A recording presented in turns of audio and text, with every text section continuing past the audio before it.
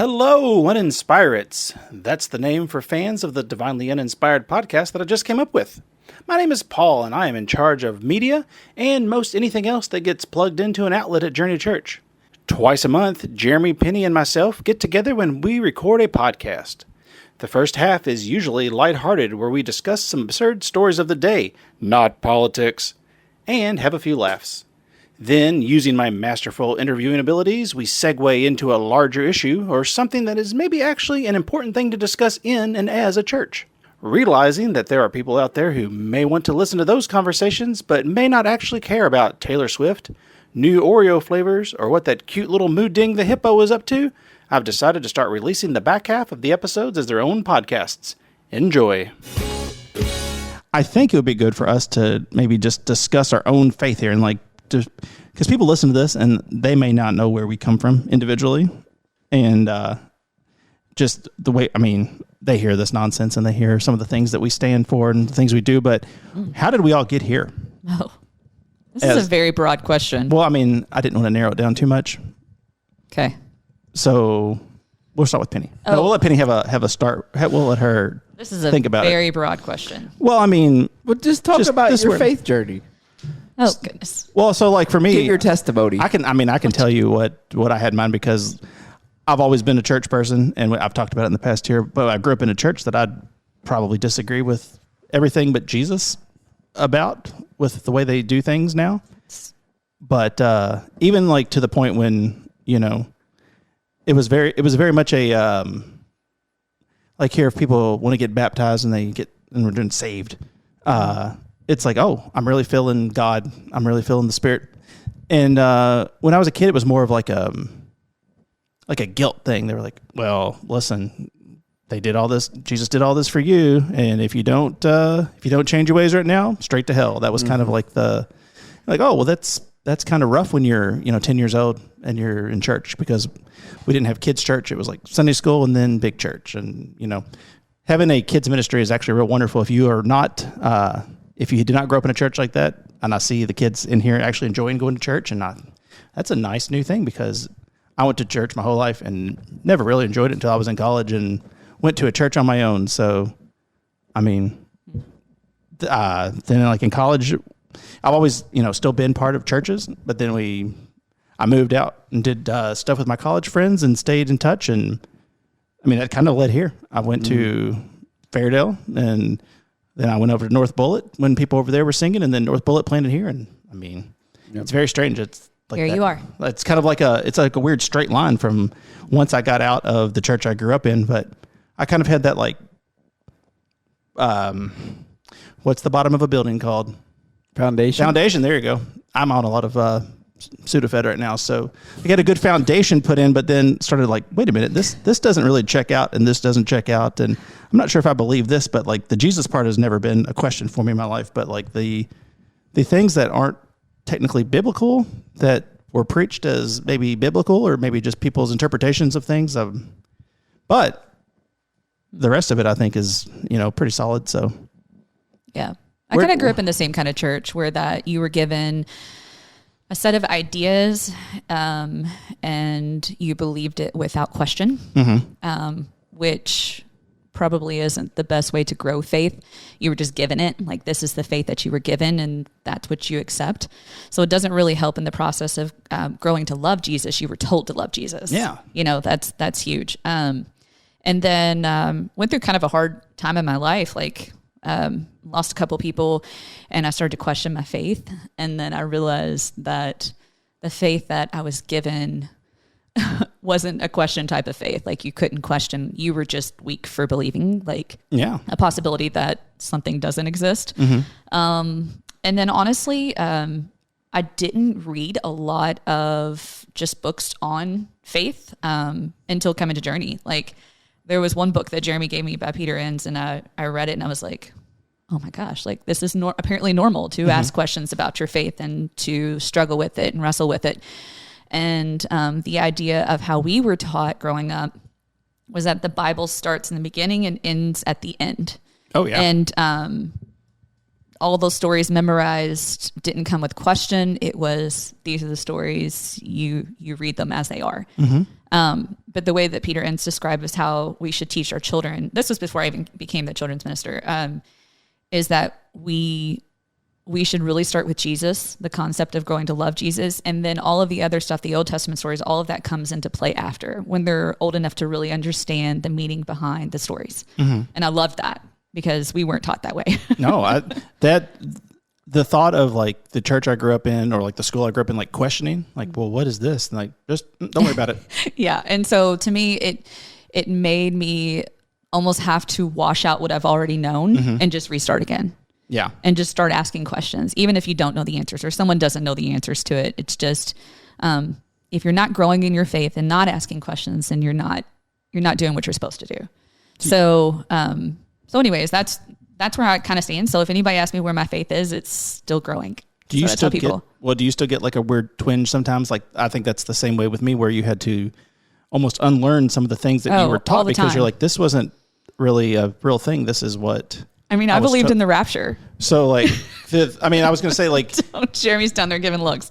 And that's true. I did. I was taught that. Well, I was thinking like Tuesday, you were like, this is silly, but is it silly? Did I miss something? You're like, no, this is just like, I mean, like the book that you were talking about, the 88 Reasons, like that was like a thing that, the church I grew up with, they're like, it's coming this year, probably, maybe next year. Like, Yeah. And I was like, well, you're saying that because you're 80 and you don't want to live, but I'm a child and I've not lived any life yet. And it's a weird position to put your youth in, that I know you shouldn't love life, but you're like, I've not experienced anything in life. And these people are just like, I just wish Jesus would come right now and take us right now. And we're like, well, how?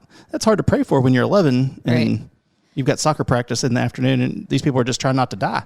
Yeah. So like my perspective from what I do for my job here at Journey is that I loved my children's minister growing up. Don't get me wrong. She was fantastic. And I still think about her all the time and I'm grateful for everything I've been taught. But the church as a whole was that, how many children can we save in order to meet the numbers of, because they became part of members of the church. I don't know if like your church was like that, but once anybody was saved, they became part of the church. So like in here, it's different. It's like I can actually come in with the fruit of the spirits, right? Like can show through action and through example of what Jesus is and how we should treat others. And then hopefully some of the stories stick, right. Like the stories will be there, but your actions will leave a lasting impression. So, well, that's great. Yeah. And then that leads me to another question. If Jeremy wants to like pipe in on this, but I have a follow-up for Jeremy based on what you just said. Yeah. So what were you, I mean, we've heard a little bit about bits and pieces, how you were as a child, but it was not the outstanding citizen that you are today. No, I grew up in church. I had never had a bad relationship with church. I just didn't. The big things that stuck out to me were like learning some of the stories in the Bible. Like I remember for example, like in kids ministry, learning about like the story of Noah and like all the people that died in the flood and all the animals, and just asking like questions about that. Like we celebrate that story like it's this victory in God, but I'm like, it's actually like a very tragic story. Like, and I remember like asking questions about it. And then like when it came, obviously in school, like you learn about evolutionary histories and all that stuff and theories. And like, I remember like not necessarily like going in that direction, but also being like, okay, we know the world's really old. Like how does this compete? And not that like I'm trying to give my opinion on those things, but I remember going to people in church and asking those questions and just getting like really bad answers, or getting like, well, you just need to believe, or getting stuff like just not good answers. And I remember being like, okay. And then sometimes even getting like different answers from different people who I highly respected and thought were like I remember one, I can't remember the example, but I went to our associate pastor and our youth pastor and asked a question and got two completely different answers, which in hindsight now I would say is actually okay. We don't have to believe the same way. But just remember like thinking like, but neither one of them were actually good answers. And so like I grew up in church, church too, like because my family was really involved in our church, and like a lot of my friends were at church. So like, I mean, obviously y'all make fun of me because I'm a like on the go busy person, but I've always been like that. So like church was a social thing for me. Like it was where I would go to see like some of my best friends ever have come out of like going to that church as a kid. Now, none of us go to that church anymore. But like some of my best friends came from those experiences in church. So it was a social thing for me. But the faith part of it, I believed in God, and I think I believed in Jesus, at least I had an understanding of it. But there was a lot in the Bible that I really struggled with and just never got good answers. And anyway, was always just told, you just got to believe it, you know? And for the record, just for adults out there, if children ask you something, you just got to believe it is not a great answer. Well, no, I think the hardest part was also knowing that, like now knowing what I know after going through college and seminary, that some of that stuff they just made it up. Oh yeah. Like it wasn't even like it was a bad answer as much as it was they completely made it up to like make sense to them in that moment. Which I think is also like I always used to tell my parents when I did student ministry, like if you don't know the answer, don't make one up. Right. Like because here's the thing, I love what Andy Stanley said years ago, like you don't have to read the Bible to know it's in the Bible. You can just get on the internet now. And you can find all kinds of websites and all kinds of things and social media trying to debunk the Bible and tell all these things. And it's not like when we grew up, you know, yeah. And so I don't think people realize that, and they should. So I think like, hey, that's a good question. Let's find out together because I'm not sure. Like, well, and the thing too is like I am very comfortable trying to explain things to people, but also saying I don't know, and also telling them up front, like, because sometimes people ask me a question, I will say, hey, let's work through that. But I'll tell them up front, like, I've done a lot of studying. There's actually not a good answer to that. Like, and I'm just going to tell you that right now. Like, or there may not be an answer that satisfies what it is that you're wanting to get from this question. Right.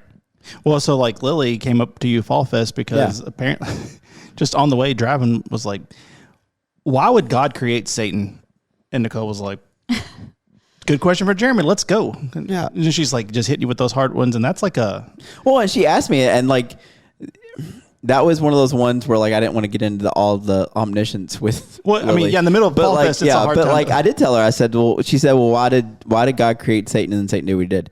I said, well, because God creates things that have free will. And I said, so that's the easiest way is that Satan had free will to choose good or bad. Now, if God's omniscient, why he would have to have known that was going to happen. That's a great question, Lily, that even I can't answer you totally because I don't really understand why that works the way that works. So I didn't tell her that part of it, but I gave her the free will one because that's the one I can give you. So that's like a great example of like, that wasn't the full answer to really what she was asking, but at least gave her a piece of it of like, yeah, that God creates things with free will and they can choose whether they want to or not, you know? So, I mean, sometimes it's just, I mean, to me, just saying, I'm not even certain, I don't know the answer, but I'm not certain the answer is that important because you'll never know the answer to everything. That's just something that it should not change your faith either way. Yeah. I would imagine. So, but Penny brought up something here, and this is something that actually me and Nicole were talking about this week. Church membership. Yeah. Now, we don't do that here. What is the reason for that? We don't do it here. So I can cut this out if it's... No, it's not going to be bad. So I mean, I've kind of always had growing up, my favorite band was Rage Against the Machine. So I've always had that kind of like we're going to fight the system type of mentality. So with church membership, like the reason we did it, I got away with it is when we started Journey, I did polls of like hundreds of people. And so, I used to like literally go to McDonald's here in Shepherdsville and tell people like if they would just talk to me for 10 minutes, I'd buy them lunch. And I did that for like 6 months. I would just buy random people lunch and just talk about church. The big things that stuck out to me were a lot of church hurt, but a lot of it was like dress. Like I was surprised how much dress came up. Like that there were people that were worried. The reason they don't go to church is because they didn't feel like their kids like could dress nice or they didn't have money for the clothes and all that stuff. So that was an easy one. But then the number two thing was I kept hearing stories of people that had been members of churches but got kicked out of churches. Oh. And it always revolved, which again goes in another thing we don't talk a lot about. It was money. Like if you're not tithing. I mean, like I remember like growing up at my church, like if you were a member, they would tell you if you weren't tithing. Yeah. I mean, churches, I know a church here in town that someone's comes to Journey now because they received a letter because they had received a inheritance and they hadn't tithed on it to the way the church thought they should, and the church wrote them a letter. And I'm not going to say names because it actually would be a church that would shock you that they would do something like that. So anyway, long story short, so money came up, dress came up, but another thing was church membership was that like one guy told me a story about how his parents had gotten divorced, and so the church kicked him out because their parents got divorced. Stories like that. I heard stories about there was a family that they had a cousin that committed suicide, and so the church kicked him out, revoked their membership. So it got me down this path of like church membership of like, well, what is church membership? So then like, and I've looked in this, and I'm sure people will disagree, and that's fine. You can disagree. You don't have to come here. Like the way we view church membership of like, you're a member of a church. Like I looked at it like, okay, what is membership? Well, at the time I was a member at Blockbuster. I got a little card that says I can go rent videos. I was a member at Hester's Gym at the time. I got a little thing that says I can be here. Like, well, why do we want to do that at church? Like, say you're supposed to be here, because you're the member. So when I did the study, like there is the idea of being members of the church as far as the Big C church, which goes into a whole other theological thing, is that I think we've made too big of a deal out of local churches and being a part of that versus really wanting to be a part of the big church, and I think that confuses a lot of people that don't have anything to church, and I don't want to name names again because they're all churches that if somebody is listening to this, they would know them. But like church to me, I did an interview for girls that were doing a college paper about church stuff, and they asked the question about it. I said, well, sometimes churches get more focused on their brand, and it feels like a brand, and like people go to that church because it's the new cool brand versus like really wanting to be a part of the church as a whole, which is the big church, So all of that encompassing to my final kind of point is like, so we just said we're not going to do membership as far as like, we want you to get baptized. We want you to, make that public declaration. We want you to be a part of the church, but you're also free to come and go from Journey as you please. And we're not going to make it just about us. Like if you come and you have faith and this is your church home, then you're a member. We're not going to make you go through like some crazy class. We're not going to make you sign some document. We don't have a role. There's a church I used to work at that like, if you asked them, they would tell you, they had 900 people. Well, it's because they had 900 people on their roll. Yeah. Okay. On a Sunday morning, if there were 200 people there, sometimes I'd be shocked. You know what I'm saying? But so like, you don't really have 900 people if only 200 people are ever showing up to this place. So we just didn't do it. Like it just didn't make sense. And biblically, like I would rather people want to be a part of the big church, the big C church versus the small C church, which is Journey here. So just to go into that a little more, what would you say to someone who's listening right now, like that really wants to be like, for Journey to take accountability and have membership? Like what would you tell them instead of that to do? And also what does Journey do? Well, so the big thing that came out, the big thing that came out is when I talked to other church pastors and leaders about like, hey, am I completely off the rails by doing this no membership thing? The number one thing they came up with, well, what about giving? So it became about money and church discipline. How do we discipline people? And I told him, I said, if most people set up a counseling session with me, they already know they've messed up. Like I don't need to go tell them. Like they already know. Like you know what I'm saying? And so like it wasn't like I don't know. So those two answers were like, I get what they're saying. Like money, it is the day you have to have money to run a church, but like I don't want to tie people's importance to Journey to their money. Because then you run into the problem too of a lot of churches that like you have those prominent members that might be terrible people, but they can write you a check for $10,000 anytime you need it, And so I don't want it to be tied to that, their importance to the church, and then discipline. So as far as someone that was listening that wants to be a part of Journey, like I've always said, like if you come here and you're involved and this is your church home and your mind, then that's works for me. Now the bigger question is, yeah, I do think you need to accept Jesus as your Savior. And so, yeah, let's get you baptized. Let's do all that stuff. And to me, once you do that, like you're a part of the church. So, okay.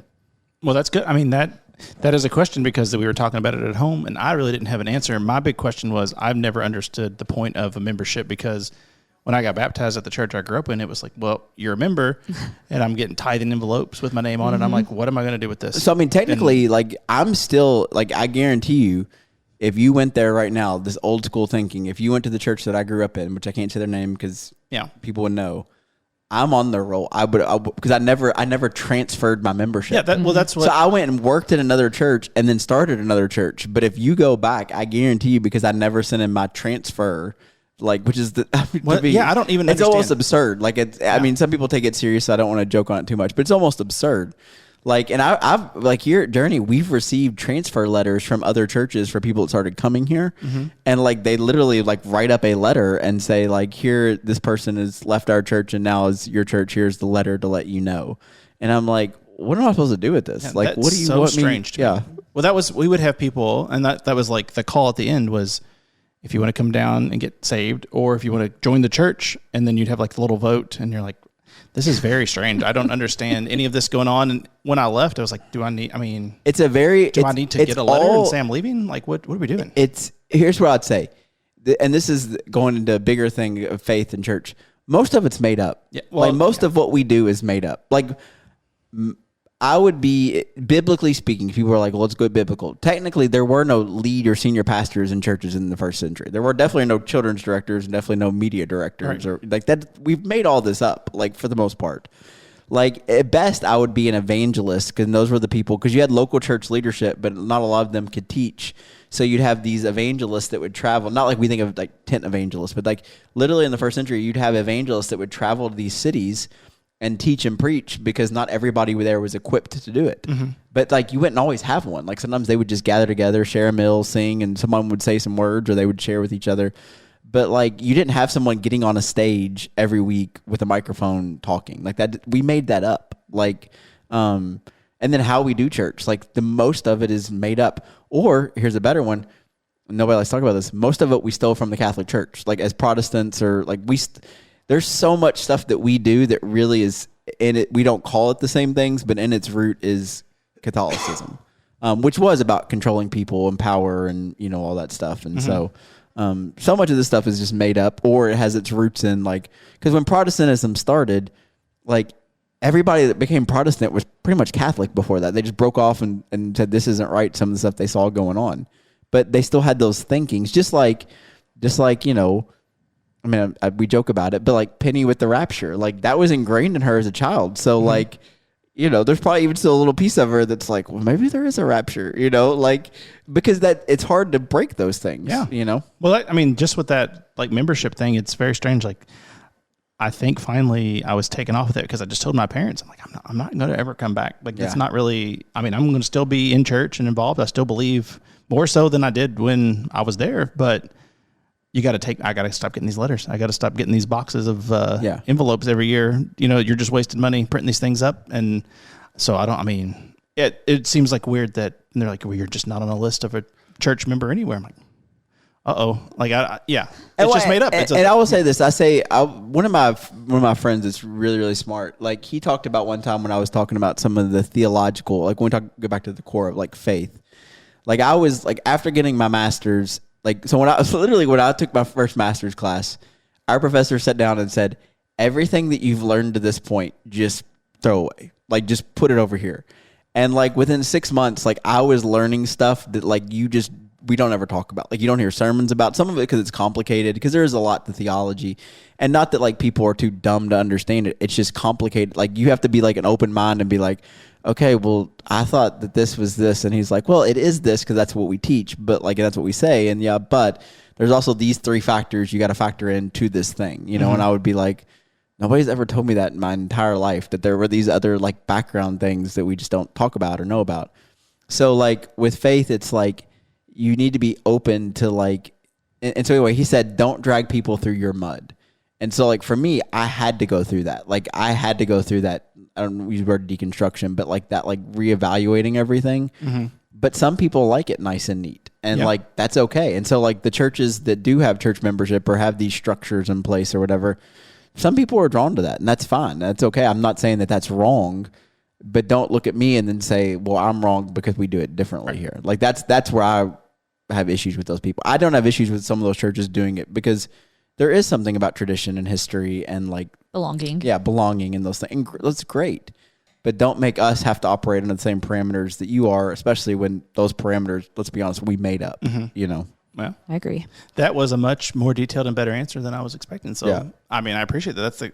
That's the kind of stuff that you get to if you hang in here through the nonsense. So I appreciate that. And I mean, maybe down the road, we can do some more of the things that you've not heard in church, make that a series, because I think maybe like not out here, but here. Yeah. Just talk about stuff like that, because that's the kind of stuff that interests me. One of the big things that we get here a lot that you do in services is, and we're not just going to, push Jeremy up on our shoulders and carry him out of here cheering, but like putting Bible stuff in context and things like that, that was nothing that we ever got growing up. It was like, here's the story and here's the, this is what it is, and you don't need to know anything else about it. But then hearing like, oh, well, this makes more sense when judged that way. So there's stuff like, I think we talked about a couple weeks ago when I talked about Leviticus. Like, there's books of the Bible, whole sections of the Bible that if you just read it front on, you're going to be like, what is this? Yeah.